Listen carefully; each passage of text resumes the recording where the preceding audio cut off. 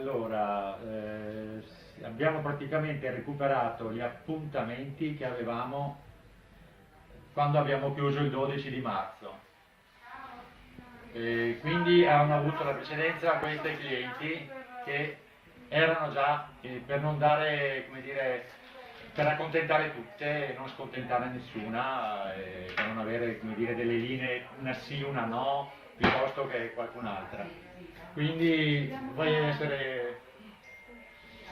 Ciao Margherita, quindi siamo la prima partita, la prima cliente è stata un'amica mia che tra l'altro era già segnata a marzo, aveva l'appuntamento, aveva la prenotazione, ma ha avuto fortuna perché stamattina alle 9 è stata la prima che è entrata qui dentro.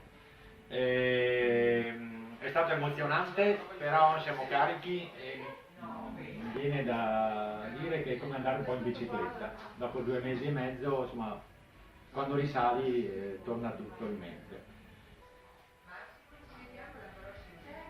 Noi siamo organizzati a turno, quindi facciamo 12 ore al giorno piuttosto che 8, 9, ma c'è sempre qualcuno a casa di noi per non avere troppa gente qui dentro.